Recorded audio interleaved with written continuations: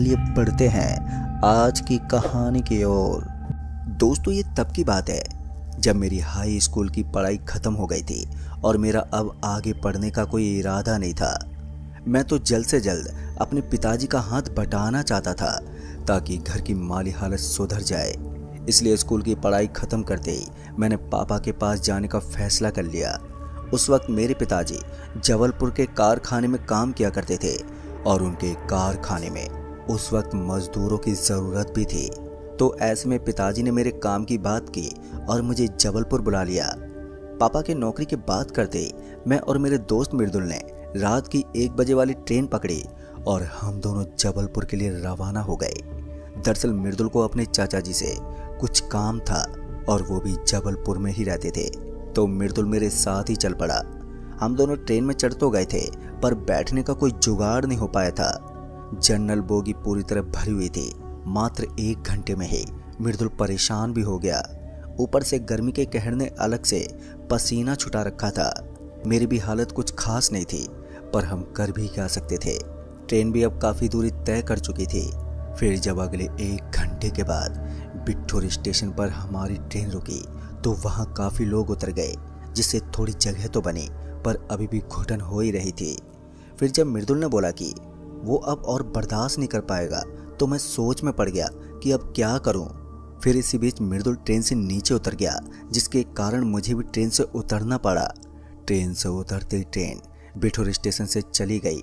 Train के जाने के बाद मैंने मृदुल से सवाल करते पूछा कि अब क्या करना है, जबलपुर जाना है या गांव वापस लौटना है, जिस पर मृदुल का कहना था कि वो गांव जाना चाहता है। मृदुल के ये साफ करते ही मैं स्टेशन पर मौजूद टिकट विंडो पर गया और जबलपुर की अगली ट्रेन की टिकट ले ली, जो कि सुबह के 4 बजे की थी। मैंने मृदुल के वापसी की ट्रेन की टिकट भी ले ली, जो 5 बजे की थी।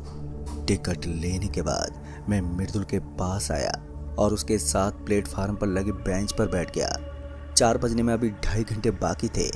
स्टेशन पर तो खामोशी थी, पर अच्छी बात ये थी कि यहाँ हर स्टेशन के हर कोने में रोशनी मौजूद थी, जिससे इतना डर नहीं लग रहा था। मृदुल अपने मोबाइल फ़ोन की स्क्रीन में खो गया, तो वहीं मुझे बैठे बैठे अब उबासियाँ आने लगी, जिसके चलते कब मेरी आँख लग गई मुझे तो मालूम ही नहीं चला। फिर अचानक ही मुझे एक तेज ठंड का एहसास हुआ, तो मैं एक झटके के साथ उठा। आँख खुलते ही मुझे चारों तरफ स्याह अंधेरा दिखा। एक पल को तो मुझे लगा कि मैं कोई सपना देख रहा हूँ। फिर जब अंधेरे से मेरा ध्यान हटा तो मैंने पाया कि मृदुल भी वहाँ पर नहीं है। अब ये देखते ही मैंने मृदुल को पुकारना शुरू कर दिया, पर मेरे कई बार जोर जोर से पुकारने के बाद भी मृदुल का कोई रिस्पॉन्स नहीं आया, जिसके बाद मैं उस बेंच से भागा स्टेशन के उस हिस्से की तरफ जहाँ पर थोड़ी रोशनी अभी भी मौजूद थी। दरअसल वो स्टेशन मास्टर का ऑफिस था, जहाँ अभी भी लाइट थी। जैसे ही मैं स्टेशन मास्टर के ऑफिस में दाखिल हुआ तो वैसे ही मेरी नज़र 3 लोगों पर गई, जो अपने अपने सरों पर हाथ धरे फर्श पर बैठे थे। चूंकि उस वक्त मैं काफ़ी घबराया हुआ था, तो मैंने उन तीनों आदमियों पर बिना गौर किए ही टोक दिया और टोकते हुए पूछा, अरे भैया, अचानक ये स्टेशन की लाइट कहाँ गई? मेरे सवाल करते ही वो तीनों के तीनों ही एक दूसरे को घूरने लगे। इससे पहले मैं उनसे वही सवाल फिर से करता कि मैंने नोटिस किया कि वो तीनों एक दूसरे को घूर नहीं रहे, बल्कि अपनी नाक से कुछ सूंघने की कोशिश कर रहे हैं। अब उन तीनों के अजीब से बर्ताव के कारण मैं एक पल के लिए चुप हो गया, और फिर जब वो तीनों सूंघते सूंघते मेरे करीब आने लगे तो मुझे समझ में आ गया कि यहाँ से भागने में ही भलाई है। लिहाजा मैं फौरन ही वहाँ से दबे पांव भागा, और जैसे ही बिठूर स्टेशन से बाहर निकला तो वैसे ही मुझे मृदुल की आवाज़ सुनाई दी, जो मुझे आवाज़ देते हुए पुकार रहा था। मृदुल की आवाज़ सुनते मैं रुक गया, पर मेरी हिम्मत नहीं हो रही थी कि मैं वापस से स्टेशन के भीतर जाऊं, जहां वो 3 अजीब आदमी घूम रहे हैं। दोस्तों, उस वक्त मैं स्टेशन के अंदर दाखिल तो नहीं हुआ, पर मैं मृदुल को वहीं से आवाज़ देते बोला, अरे मृदुल, जल्दी से स्टेशन के बाहर निकल, अंदर बहुत खतरा है। मेरे 2-4 बार मृदुल को आवाज़ देने के बाद मृदुल तक मेरी आवाज़ पहुंच तो गई, पर मृदुल ने मुझे आवाज़ देते बोला कि उसे बिल्कुल भी दिखाई नहीं दे रहा है, तो ऐसे में उसे किस ओर जाना है इसका पता नहीं चल रहा है। मृदुल की बात सुन लेने के बाद अब मेरे पास कोई दूसरा चारा भी नहीं बचा था, इसलिए ना चाहते हुए भी मुझे वापस स्टेशन में दाखिल होना पड़ा। पर जैसे मैं स्टेशन में दोबारा दाखिल हुआ तो वैसे मेरी नज़र दूर खड़े मृदुल पर गई, जो एक जगह पर खड़ा मुझे आवाज़ दिए जा रहा था। मृदुल पर नज़र पड़ते ही मैं उसकी तरफ अभी बढ़ ही रहा था कि तभी मुझे मृदुल के पीछे वही 3 आदमी दिखे जिनसे डर के मैं भागा था। उन तीनों पर नज़र पड़ते ही अब मेरे कदम एकदम से ठहर गए। इससे पहले मैं मृदुल को अजीब लोगों के बारे में बता पाता कि उन तीनों में से एक ने किसी छिपकली की तरह अपना मुंह खोला और मुंह खोलते ही लंबी सी जीभ निकाली और मृदुल को जीभ में लपेटकर नीचे गिरा लिया। मृदुल के नीचे गिरते ही बाकी के 2 आदमियों ने भी अपनी लंबी जीभ से मृदुल के हाथ पैर जकड़ लिए और फिर देखते ही देखते उन तीनों ने मृदुल के 3 हिस्से कर दिए। मेरे सामने मृदुल ने दर्द से छटपटाते हुए अपनी जान दे दी। यहाँ तक कि ये सब देखकर अब तक मेरे भी प्राण सूख चुके थे। डर का आलम यह था कि मैं मृदुल की भयानक मौत देखने के बावजूद वहीं पर खड़ा हुआ था और उन तीनों को मृदुल को निगलता हुआ देख रहा था, जबकि मुझे उसी वक्त भाग जाना चाहिए था। खैर, मैं अगले चंद मिनटों तक वहां से जरा भी नहीं हिला, पर जब दिमाग में सोचने की शक्ति लौटी तो मैं वहां से भागने के लिए फौरन ही पीछे पलटा। अभी मैं पीछे मुड़ा ही था कि तभी सामने से एक बहुत ही बड़ा आदमी, जिसका कद काठी मेरे से दुगना था, सामने खड़ा हुआ नजर आया। उस पर नजर पड़ते ही मैं किसी मूर्ति की तरह एकदम से जम गया। मसलन अब मेरे हाथ पैरों ने भी काम करना बंद कर दिया था, यहाँ तक कि मैं अपना मुंह तलक नहीं खोल पा रहा था। अब मुझे लगने लगा था कि मृदुल की तरह ही मेरी ये आखिरी रात है। मेरे दिमाग में बहुत सी बातें घूमने लगी। फिर इसी बीच उस बड़े लंबे आदमी ने एक सीटी बजाई और उसके सीटी बजाते ही वो तीनों लंबी जीभ वाले शैतान मेरे अगल बगल आकर खड़े हो गए। उन तीनों को अपने करीब देखकर मेरी सांसें मेरा साथ छोड़ने लगी और फिर तभी मेरे सर में एक बहुत ही तेज दर्द उठा और उस दर्द के साथ मेरी आंखों के आगे अंधेरा पसर गया। शायद दोस्तों मैं मर चुका था, पर जब किसी ने मुझे झकझोरते हुए कहा, अरे हरीश भाई, तू सच में सो गया क्या? तो ये सुनते मेरी आंख एक झटके से खुल गई। आंख खुली तो मैंने पाया कि मैं स्टेशन के उसी बेंच पर अभी भी बैठा हुआ हूँ और मृदुल भी मेरे सामने खड़ा है। आंख खुलने के बाद मुझे कुछ वक्त लगा ये समझने में कि जो कुछ भी मेरे और मृदुल के साथ हुआ था वो महज मेरा सपना भर था, हकीकत नहीं। हालांकि अभी भी मेरा दिल जोरों से धड़के जा रहा था, जैसा कि सपने में धड़क रहा था। फिर इसी बीच जब मृदुल को मेरे चेहरे से पता लगा कि मैं डरा हुआ हूँ तो मृदुल ने सवाल करते पूछा, क्या हुआ भाई, कोई सपने में भूत देख लिया क्या तूने? अभी मृदुल ने इस सवाल किया ही था कि तभी एक एक करके स्टेशन की सभी लाइटें ऑफ होने लगी। स्टेशन पर अंधेरा होता देख मैं बहुत ज़्यादा डर गया, क्योंकि मैं नहीं चाहता था कि मेरा सपना सच हो जाए। अभी मैं कोई फैसला ले पाता कि तभी मेरे फ़ोन की रिंग बज उठी। मैंने फ़ोन देखा तो मैंने पाया कि माँ कॉल कर रही है। जैसे मैंने कॉल उठाया तो वैसे माँ मुझे डांटते बोली कि तुम दोनों बिठूर स्टेशन से जल्दी निकलो। माँ के ये कहते मेरे रोंगटे भी खड़े हो गए और फिर बिना कुछ सोचे समझे मैं वहाँ से स्टेशन के एग्जिट की तरफ भागा। कुछ आगे आते ही मुझे याद आया कि मृदुल मेरे साथ नहीं है, जिस वजह से मैं रुक गया और अपने आसपास देखा तो मृदुल मुझे स्टेशन मास्टर के ऑफिस की ओर जाता हुआ दिखा। मृदुल के दिखते ही मैंने मृदुल को आवाज़ देते हुए बोला कि मृदुल जल्दी भाग यहाँ से, नहीं तो हम मारे जाएंगे। मेरी ये आवाज़ देते ही मृदुल ने भी बिना कोई सवाल के भागना शुरू किया और फिर हम दोनों बिठूर स्टेशन से निकलकर काफ़ी दूर चले आए। और जब हम दोनों को एक जगह कुछ टेम्पो वाले दिखे तो हम दोनों उनके पास जाकर बैठ गए। उन टेम्पो वालों ने हम दोनों से पूछा भी कि हम इतने डरे हुए क्यों हैं, पर हमने उन्हें कुछ नहीं बताया और फिर अगली सुबह बस से वापस गांव लौट आए। गांव आने के बाद जब मैंने माँ से पूछा कि उन्हें कैसे मालूम चला कि मैं और मृदुल बिठूर स्टेशन पर हैं और हमें वहाँ से भागने को क्यों बोला, तो इस पर माँ का कहना था कि उन्होंने एक सपना देखा जिसमें उन्हें बिठूर स्टेशन पर मैं और वही शैतान नजर आए जो मुझे सपने में नजर आए थे। वो सपना देखते उनकी आंख खुल गई और उन्होंने बिना कुछ सोचे समझे मुझे कॉल कर दिया और वहाँ से भागने को बोला। दोस्तों, मुझे ये तो हरगिज नहीं मालूम कि बिठूर स्टेशन पर वो शैतान असल में है भी कि नहीं, पर मेरी माँ को वही सपना कैसे आया जो सपना मुझे आया था। क्या सच में उस रात हम दोनों मरने वाले थे उन शैतानों के हाथों, या फिर हमारे साथ कुछ भी नहीं होने वाला था? आपको क्या लगता है, ये आप हमें नीचे कमेंट बॉक्स में ज़रूर बताएं। तो इस कहानी में बस इतना ही।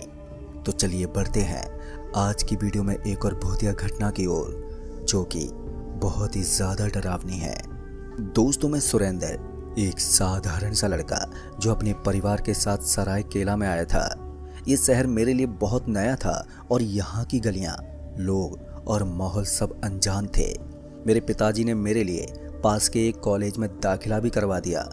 कॉलेज का नाम था सरायकेला डिग्री कॉलेज, जो शहर के बाहरी इलाके में जंगल के किनारे पर बसा था।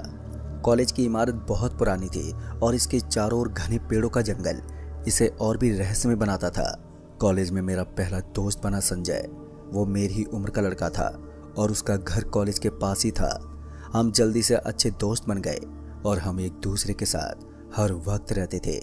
कॉलेज जाना, कैंटीन में चाय पीना और फिर शाम को गप्पे मारना। संजय को इस शहर की हर गली की खबर थी और वो मुझे यहाँ की हर छोटी बड़ी बात बताता। लेकिन एक बात जो उसने मुझे पहले ही दिन बताई थी, वो थी कॉलेज की बस यात्रा की। जी हाँ दोस्तों, हमारे कॉलेज में हर साल एक ट्रिप का आयोजन होता था। इस बार ट्रिप थी पास के एक पहाड़ी इलाके दालमा हिल्स की। ये जगह सरायकेला से करीब 50 किलोमीटर दूर थी और वहाँ पर जाने के लिए कॉलेज की अपनी बस थी। ये बस पुरानी थी, शायद 20 से 25 साल पुरानी, और इसका रंग लाल और सफ़ेद था जो अब फीका पड़ चुका था। बस का ड्राइवर था रमेश, जो कॉलेज का पुराना कर्मचारी था, और उसका सहायक था एक सिक्योरिटी गार्ड जिसे सब चाचा कहकर बुलाते थे। तभी मुझे संजय ने बताया कि कई साल पहले उस बस में एक भयानक हादसा हुआ था। एक रात की यात्रा के दौरान बस में कुछ ऐसा हुआ था। तभी से उस बस को श्रापित माना जाता है। लोग कहते थे कि उस बस में एक औरत की आत्मा भटकती है जो रात में बस में अजीब अजीब आवाजें करती है। अब ये सब सुनकर मुझे हंसी आने लगी। तभी मैंने संजय से पूछा, अरे यार, ये तो बस अफवाहें होंगी, आत्मा वात्मा कुछ नहीं होती हैं यार। लेकिन संजय ने गंभीर चेहरा बनाकर बोला, सुरेंद्र तू हंस रहा है, लेकिन जो लोग बस में रात को अकेले गए हैं ना, वो कभी वापस नहीं आए। मैंने उसकी बात को मजाक में टाल दिया, लेकिन मेरे मन में एक अजीब सा डर बैठ गया। ट्रिप का वो दिन भी आ गया। मैं और संजय फिर जल्दी से सुबह उठकर कॉलेज पहुंचे। बस कॉलेज के गेट के सामने खड़ी थी और उसका पुराना लुक और जंग लगी खिड़कियां देखकर मुझे थोड़ा अजीब लगा। लेकिन मैंने सोचा कि ये तो बस एक पुरानी बस है। हम करीब 40 छात्र थे और 2 प्रोफेसर हमारे साथ में थे। बस सुबह 6 बजे रवाना हुई। रास्ता जंगल और पहाड़ों से होकर गुजरता था। शुरुआत में सब ठीक था। लड़के लड़कियां गाना गा रहे थे और हंसी मजाक भी कर रहे थे। मैं और संजय भी मस्ती करते जा रहे थे। लेकिन जैसे जैसे बस जंगल के गहरे हिस्से में पहुंची तो माहौल थोड़ा भारी होने लगा। अब सूरज भी ढल चुका था और अंधेरा भी छाने लगा था। शाम के करीब 7 बजे बस एक सुनसान जगह पर रुकी।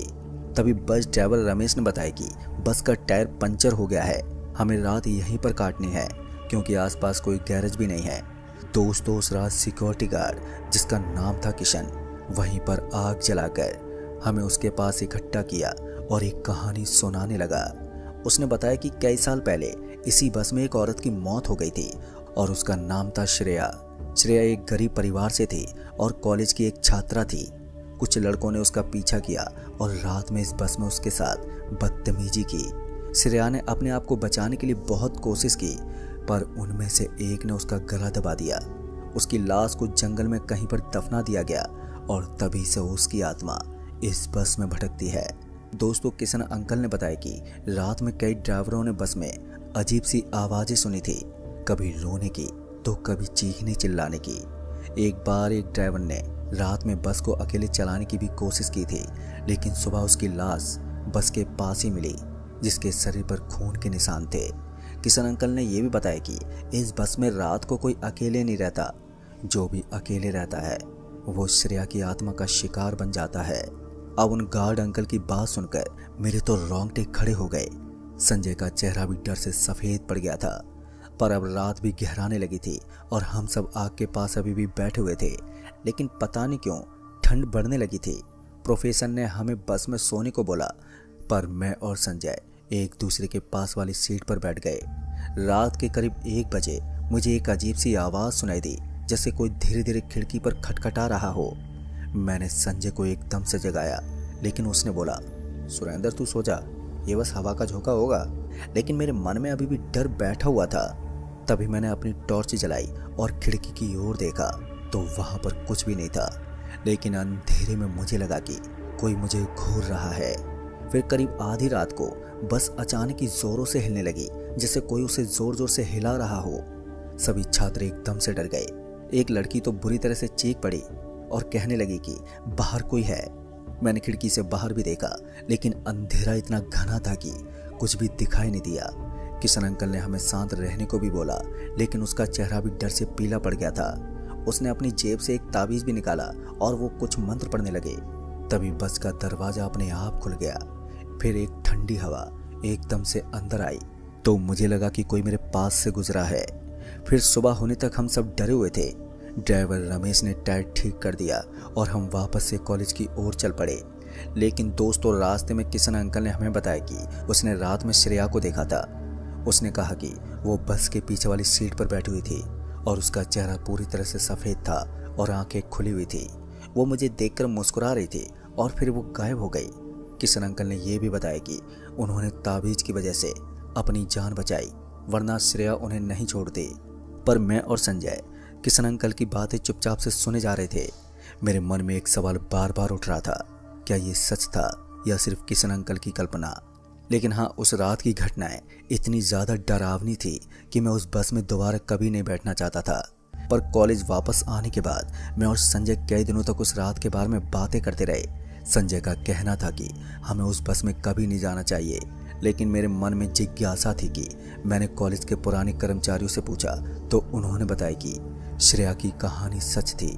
कॉलेज के कर्मचारियों ने उस घटना को दबाने की कोशिश भी की थी, लेकिन उस बस को कोई छूना नहीं चाहता था। पर आज भी जब मैं उस रात के बारे में सोचता हूँ तो मेरे रोंगटे खड़े हो जाते हैं। क्या वो श्रेया की आत्मा थी या सिर्फ हमारा डर, ये तो मैं नहीं जानता।